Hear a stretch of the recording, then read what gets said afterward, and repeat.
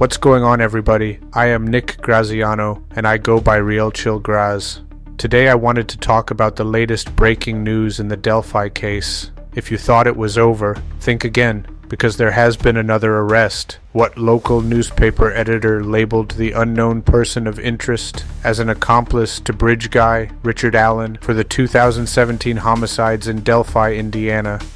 We take you deeper into the community with the latest scandal that led an innocent man to handcuffs.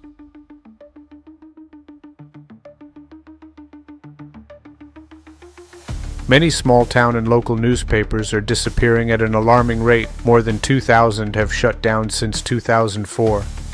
But today we're exploring how one small town paper in Carroll County is fighting back against this trend. That's quite a sobering statistic. What makes this particular story stand out in the broader crisis of local journalism? Well, it's fascinating because the Carroll County Comet, operating from this historic building in downtown Delphi, just brought in a new editor, Amanda Redman, who's determined to illuminate every corner of their community. But here's the ironic part. The story about saving local journalism was itself behind a paywall. That really captures the fundamental challenge these papers face, doesn't it? Trying to remain accessible while staying financially viable. Exactly. And you know what's really striking? When local papers disappear, studies show government spending increases while civic engagement plummets. It's like removing the community's watchdog and its memory keeper all at once. Oh man, the numbers are staggering. The University of North Carolina's research shows we're losing about 2 newspapers per week nationwide. That's hundreds of communities left without anyone covering their school board meetings, local elections, or even high school sports. Well, that makes me think about what happens to local democracy when there's no one watching. Like, who keeps track of where tax dollars go? That's such a crucial point. And get this. Research shows that when a local paper closes, municipal bond rates actually go up because there's less oversight of local government spending. It's like the invisible hand of journalism suddenly becomes very visible once it's gone. You know what's interesting about the Carroll County Comet? They're taking this really traditional approach of being physically located right in downtown, while simultaneously trying to modernize.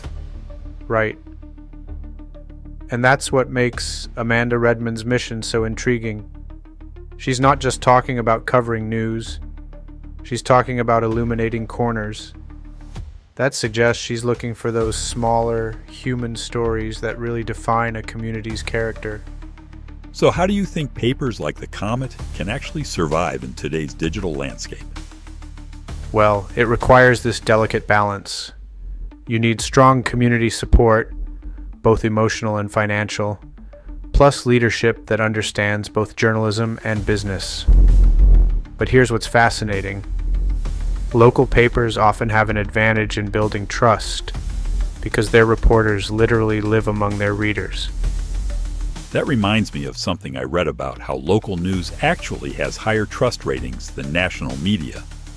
Like, people might be skeptical of big news organizations, but they trust their local paper. Exactly. And that trust comes from what I call the grocery store effect. When your reporters shop at the same stores and send their kids to the same schools as their readers, there's this built-in accountability. You can't hide from your mistakes when you see your readers at the local diner. That's such a powerful point about community connection. And you know what's really interesting? These papers serve as time capsules of community life. They're recording everything from birth announcements to obituaries, from high school championships to town hall debates. They're literally writing the first draft of local history. And once that's gone, there's no getting it back, is there? That's the terrifying part. When a local paper dies, decades of institutional knowledge die with it. Like, who else knows why the town council made that controversial zoning decision in 1985? Or how the school district boundaries were drawn? Or why the old oak tree in the town square is so important to the community. You've got me thinking about the future implications here. What do you see happening in the next 5 to 10 years? Well, I think we're at this crucial turning point. Communities like Carroll County that are fighting to preserve their papers might be showing us a path forward. It's about adapting while staying true to your core mission. But here's the thing. It's going to take active support from readers who understand that local journalism is worth paying for. That brings us back to that paywall we mentioned earlier, doesn't it? Exactly. It's like this perfect circle. The story about saving local journalism is behind a paywall because that's exactly what it takes to save local journalism. And you know what? Maybe that's not just ironic. Maybe it's appropriate. Because if we want these papers to keep illuminating the corners of our communities, we need to help keep their lights on. So what's your takeaway from all this? I think Amanda Redman and the Carroll County Comet are showing us that local journalism isn't just about reporting news. It's about maintaining the fabric of community life. And while the challenges are real, the stakes are too high to let these institutions disappear without a fight. Because when local journalism thrives, democracy thrives. One story, one community at a time. A bag of narcotics, an award-winning journalist, a controversial YouTuber, and a scandal that collapsed a newspaper. The editor, brainwashed by conspiracy cults. The YouTuber, they tried to frame for murder. And the watchdog, who saw everything. This was a town finally at peace, a town that silenced its own truth, now forced to relive it all again. Find out what happened. Learn about the newest arrest in the Delphi Murders case. Is this an accomplice? Who got arrested? Who got framed? And who's been hiding in plain sight? The Comet Conspiracy. Live press conference. Major announcement from the Carroll County Community Center in Delphi, Indiana. A full video breakdown will explain the facts of the case, including the nature of the offense, suspect identification, and a timeline of events stretching from October 2024 to June 2025. An investigation that is still ongoing. Following the video, a live statement before the media will be held. Reporters will ask questions, and the community will finally hear the truth. True Crime Investigates is back. And this time, we're bringing receipts. Subscribe now, and remember, we are watching. So what's the takeaway here? Amanda Redman and the Carroll County Comet are showing us something vital. That local journalism is not just ink on paper, it's memory, it's community, it's accountability. And while the challenges facing these papers are immense, the stakes are even greater, because when the headlines go silent, the watchdogs vanish, and democracy becomes deaf. But before we wrap, what the hell happened to the previous editor of the Carroll County Comet? That's not just a footnote. That's the next chapter in one of the most shocking true crime media stories in modern Indiana history. Because before Amanda stepped in with a lantern, Holly Eitenmiller lit the whole place on fire, and the Comet has covered it up. But the cops won't.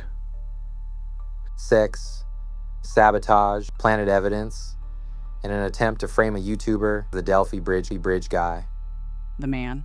Anthony Greeno. The ally. Jimmie Clayton. The motive. Control the narrative. Bury the watchdogs. And twist the story of Richard Allen into something unrecognizable. So, have you seen Anthony Greeno online recently? Number? Because for 6 months, he's been silent until now. Sit back and brace yourself, because today's True Crime Rewind isn't ending.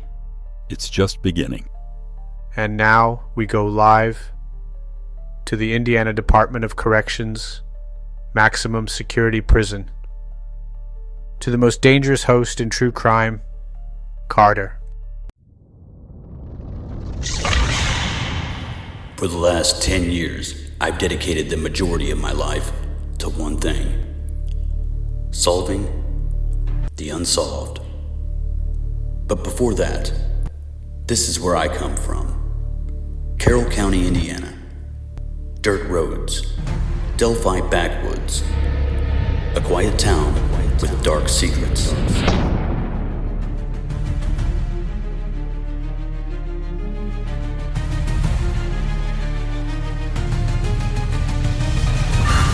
Juveniles collecting 13-year-old Abigail Abby Williams at the High Bridge in Delphi, Indiana. and 14-year-old Liberty Libby German. All Delphi fire units requesting en route to the station to help with the search party. Last seen on an abandoned railroad crossing. In 1996, my mother was given a lethal dose of drugs and died as a result of criminal negligence. 6 years later, my father committed the crime of murder. He's serving 65 years in an Indiana prison. I didn't exactly walk the straight line either.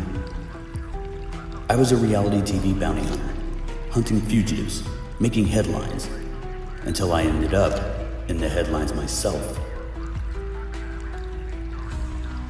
I served 4.5 years in one of the most violent lockups in America, Westville Correctional Facility. From courtroom to criminal, I lost everything. Hope, direction, even myself. But on February 14th, 2017, everything changed. 2 girls were brutally slain in my hometown, Delphi. And that lit a fire in me I couldn't put out. I knew then I had a mission: to expose the truth, to hold the powerful accountable, to be a voice for the voiceless. Together, with you, I've built a movement, a true crime community, one that refuses to back down until justice is served. My name is Anthony Greeno, and this is True Crime Investigates.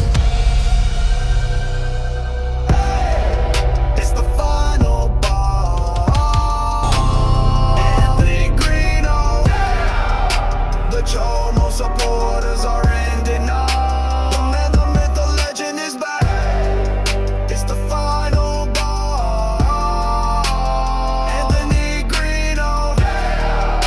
The Chomo supporters are ending now. The man, the myth, the legend is back. The boss is here, keeping it Southern style. The final ball. Anthony Greeno, stirring up controversy, ain't you? I'm saying, the man, the myth, the legend is back. It's the final ball. Anthony Greeno. The Chomo supporters are ending now. The man, the myth, the legend is back. The boss is here, keeping it Southern style. I'm the man, the myth, the legend. The final boss, Anthony Greeno. The man, the myth, the legend is the final boss, Anthony Greeno. The man, the myth, the legend is back. Final boss, Anthony Greeno. The man, the myth, the legend is the final boss, Anthony Greeno. The man, the myth, the legend is back. The boss is here, keeping it Southern style.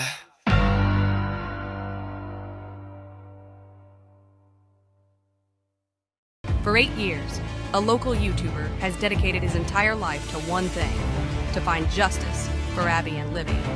This is Murder on the Monon. So when I look at the photograph of the bridge guy, it's hard to tell anything about this. You look at the guy and it's so pixelated, so blurry. Anytime you try to zoom in, it just gets worse. So you're creating pixels and pareidolia by looking at these photographs that are already pixelated, and zooming in more, you start to see different things.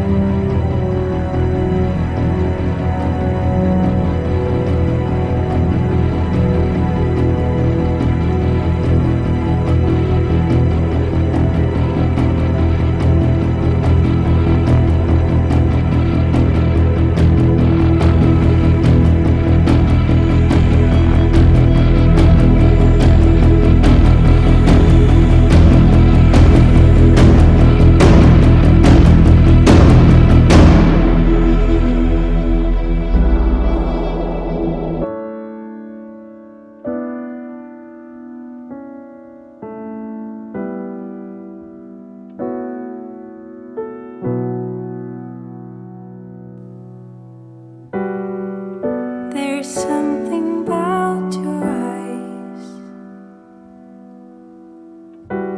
something telling me a story,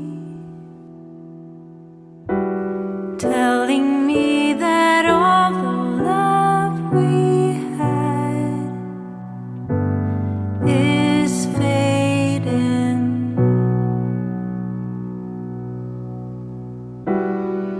There's something about your smile, something telling me a secret, telling me that all the happy days just passed us by.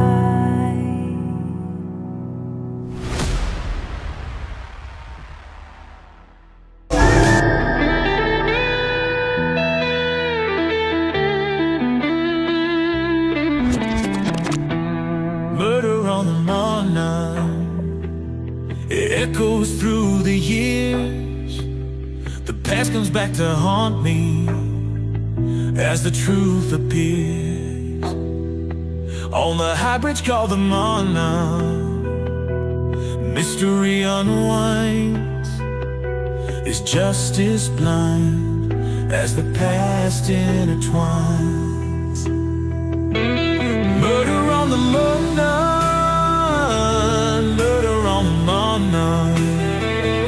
The stories remembered forever, a community left without answers. Just wants to know what went on that sad day when there was murder on the Monon. Each step we take, memories awake. A tragic end, for goodness sake. Voices whisper through the trees in the heartland where shadows seek. We stand on the edge of knowing, with every cold wind blowing. After years of lies and deceit, we seek justice, won't accept defeat. Through the darkness, the truth we fight to bring to light what's hidden from sight. No more secrets, no more fear. The path to justice is finally clear. Murder on the Monon, it echoes through the years.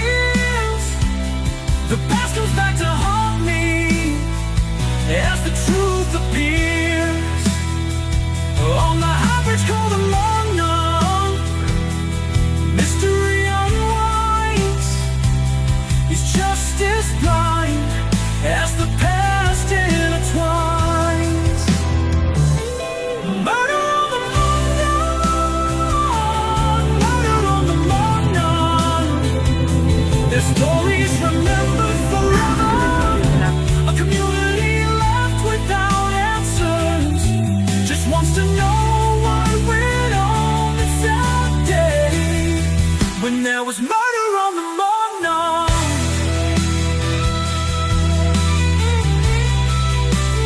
Murder on the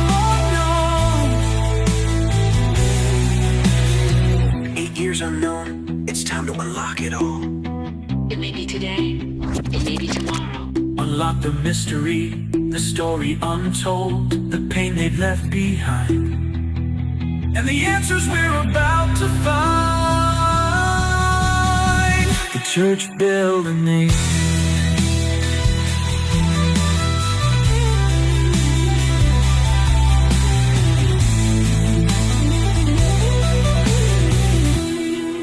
Carroll County Comet newspaper editor could face multiple felonies after framing YouTuber as Bridge Guy in Delphi Murders.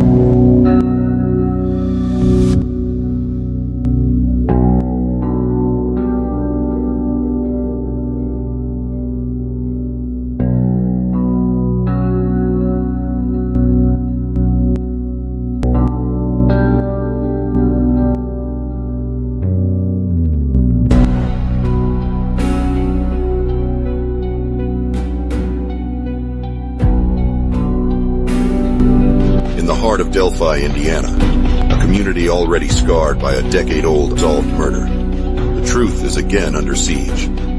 However, this time, the corruption does not lie within shadowed trails or creek beds, but behind desks, under glaring newsroom lights, and within unsettling private messages.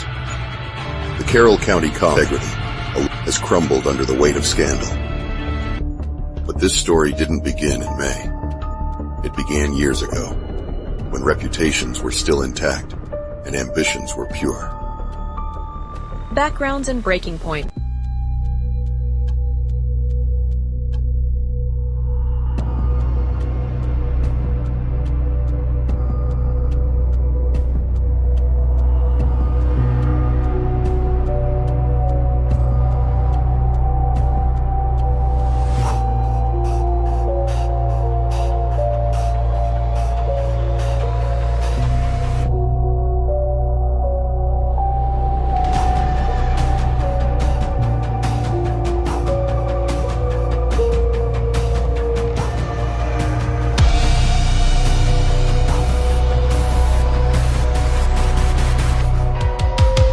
Coming soon. A town torn apart by murder. A battle of good versus evil. A fight to secure a conviction. And a long, painfully bittersweet victory. A quiet peace. A sigh of relief. But amidst the silence that followed, a 130-year sentence. The hellish times returns. A newspaper editor, a controversial YouTuber, a bag of narcotics, and an elaborate setup to frame an innocent man. A murder. The hellish nightmare returns. Now, the watchdogs are here. The fight for the truth, and the lie you're never going to believe. Find out what happened the moment when the scandal that destroyed a small-town newspaper was finally uncovered with the alleged arrest of the Delphi Murders suspect. This is not Richard Allen, the infamous bridge guy. Oh no, this is his potential accomplice, and he is not sitting behind bars tonight. Find out right here in a True Crime Network Films exclusive. This is Wabash Watchdog.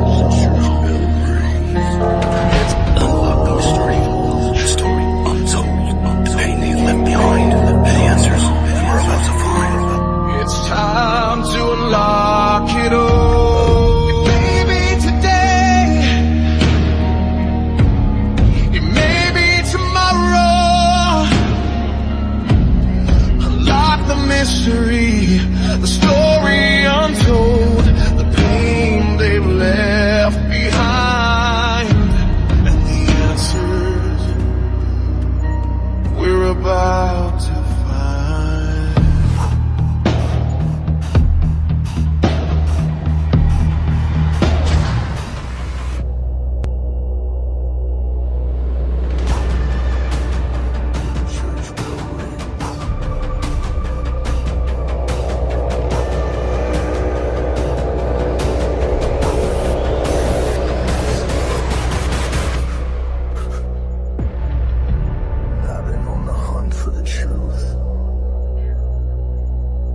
time to unlock it all.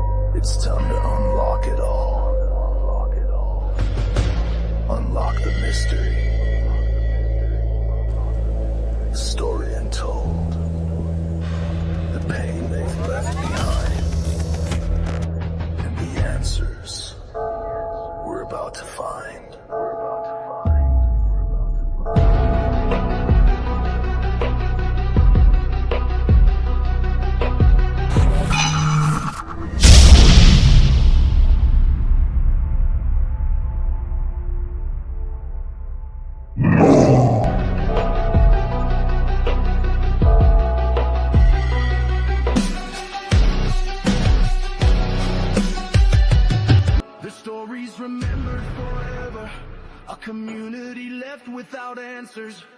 Just wants to know what went on that sad day when there was murder on the Monon.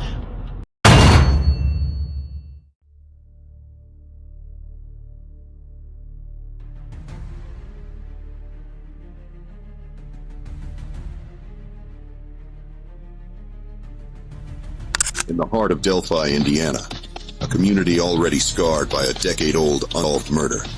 The truth is again under siege.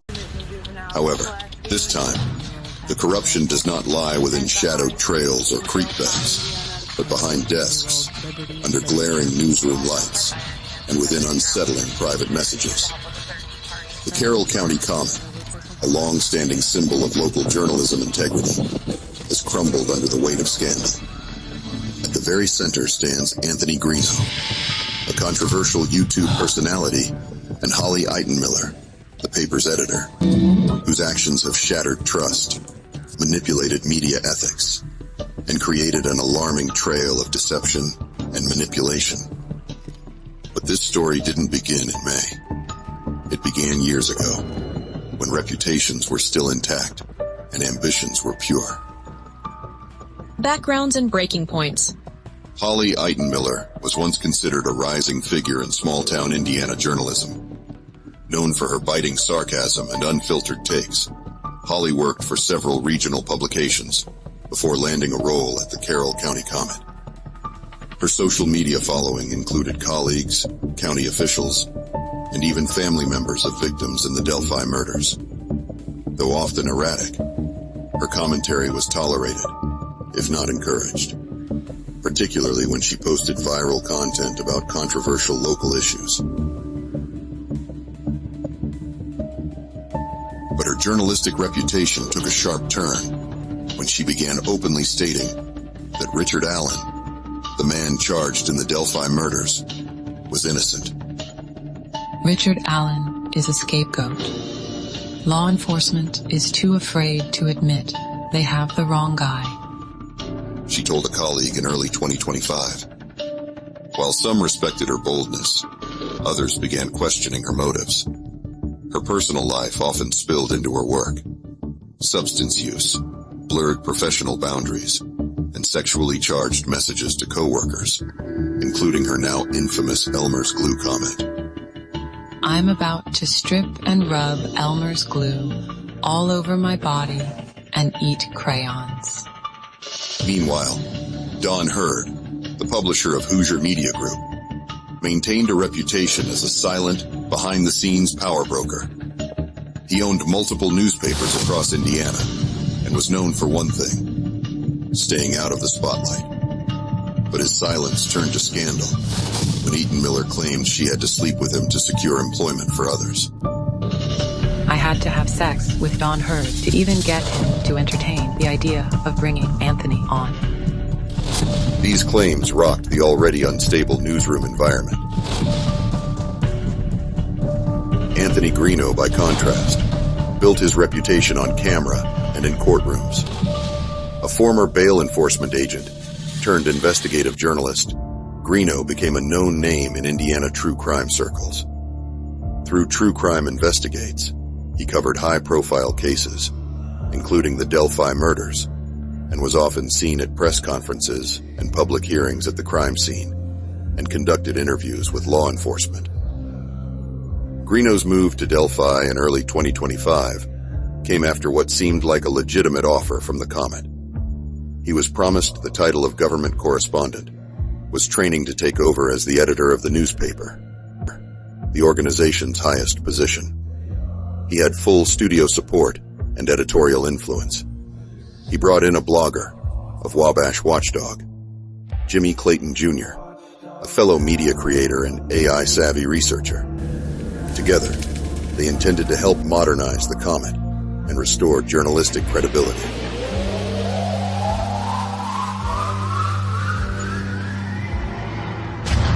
The setup and collapse.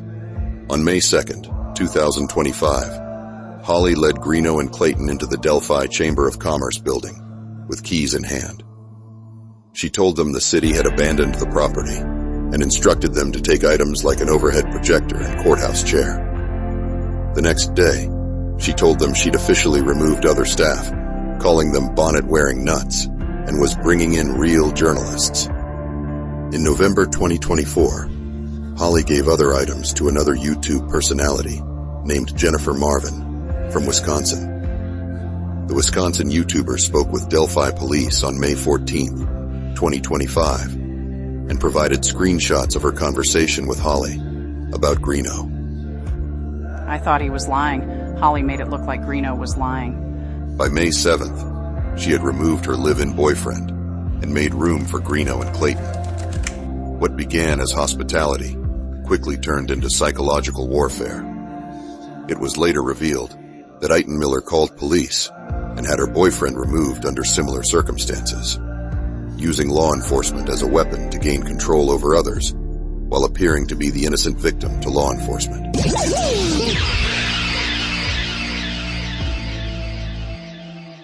On May 9th, Greeno fell asleep in Holly's apartment. That night, she sent a series of increasingly erratic messages. First, she confided in Clayton. We don't need Anthony anymore. He's a distraction. I'm the Comet.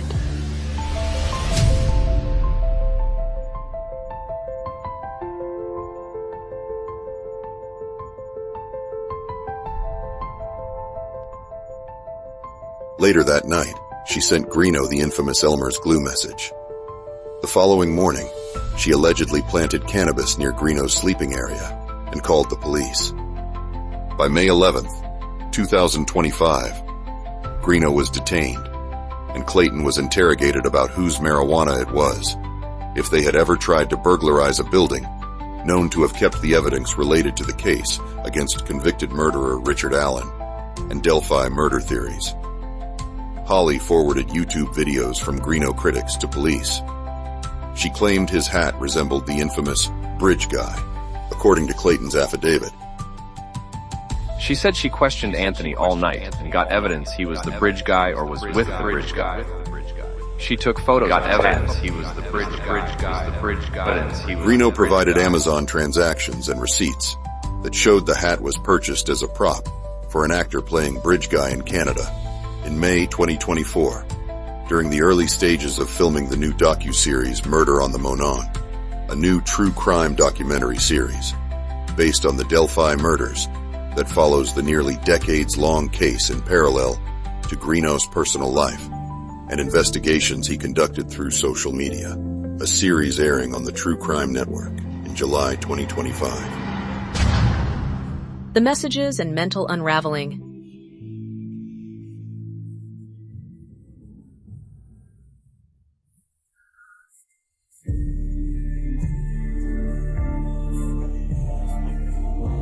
The screenshots from Holly to Greeno that followed paint a disturbing picture. Happy slutty, yet still nice newspaper editor, chased around by horny publisher. So I've been smoking crack. That drug dealer lied to me. I'm on the verge of having a full porn script with images and names. I might let you target me and involve our porn stars. Referring to public officials in an adult-themed parody play, Holly wrote in a drunken stupor. Eitenmiller goes on to say, This is unethical, but who cares? We're going to tear this county apart. We're going to play good cop, bad cop. I'm the good cop. The Comet is going to be the happy, slappy ding-dong. This wasn't journalism. It was sabotage. The demand for justice.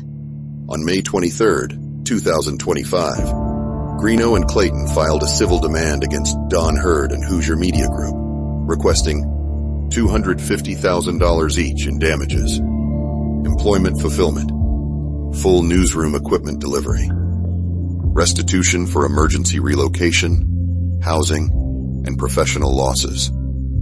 Deadline for resolution, June 7th, 2025. Who is telling the truth?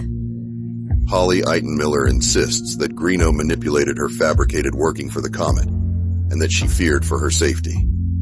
Greeno and Clayton, however, have presented sworn affidavits, screenshots, financial transactions, and recordings. Indiana State Police Lieutenant Jerry Holman and Delphi Police Sergeant Colin Deckard investigated the incident, said to Greeno in an interview room. She's got some serious mental illness if she thinks you're a bridge guy.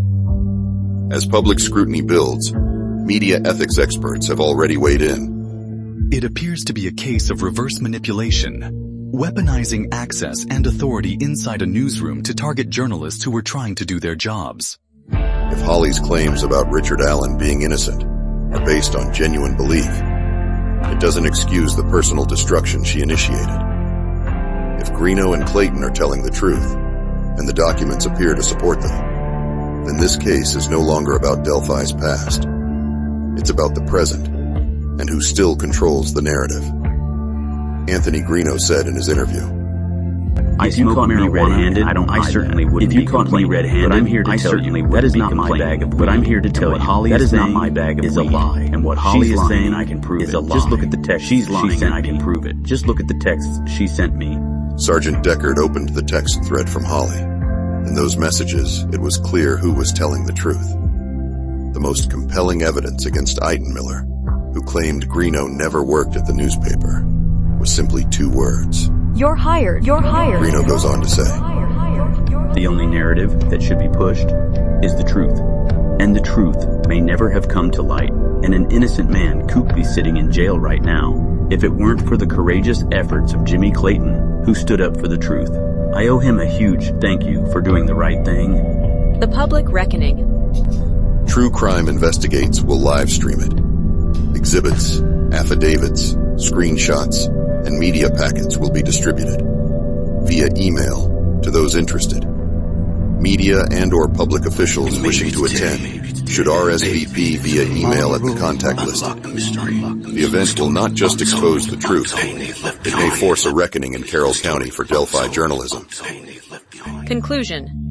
Delphi has long been plagued by secrets, but few expected the rot to come from the newsroom itself. Law enforcement, Jimmie, Holly, Don, Anthony, each played a role in what happened, but only one side brought receipts.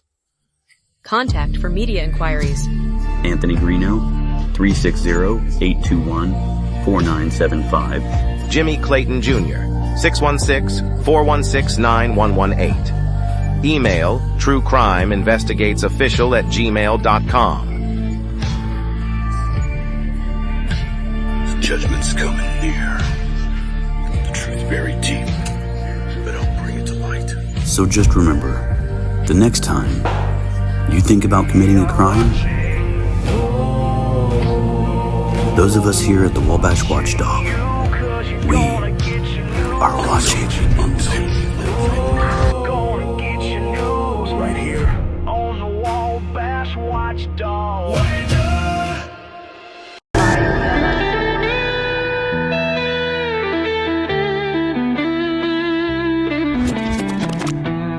Murder on the Monon. It echoes through the years. The past comes back to haunt me as the truth appears. On the high bridge called the Monon, mystery unwinds. Is justice blind as the past intertwines? Murder on the Monon, murder on the Monon. The stories remembered forever, a community left without answers. Just wants to know what went on that sad day when there was murder on the Monon. Each step we take, memories awake. A tragic end, for goodness sake. Voices whisper through the trees in the heartland where shadows seek. We stand on the edge of knowing, with every cold wind blowing.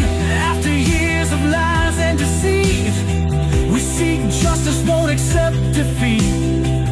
Through the darkness, the truth we fight to bring to light what's hidden from sight.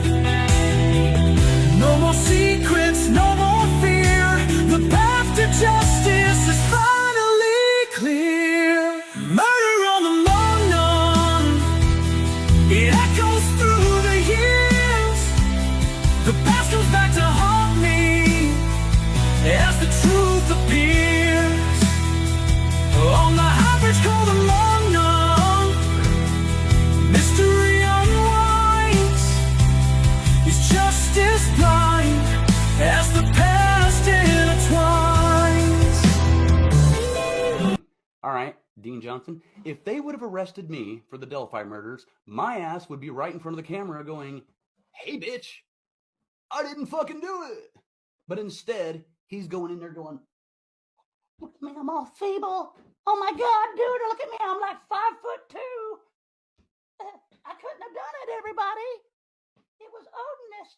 Look at me, I'm such a little, tiny little dude. I mean, I couldn't have done it. Come on now. That's what they got this dude doing? If there's anything in the world that I am 100% right about, I put my money on it that dude right there is the bridge guy, is the man that said down the hill, is the man that pulled that gun, is the man that had that walked them across that creek, and is the man that used a knife or whatever it was on them, that man right there is the killer. That man right there will be convicted of this crime. That man right there will receive life in prison for this crime. And on February 4th, 2024, just know that Anthony Greeno told you that. And when that happens, I will look back on this video on February 4th, 2024, and I will say, hey, everybody, look at me predicting the future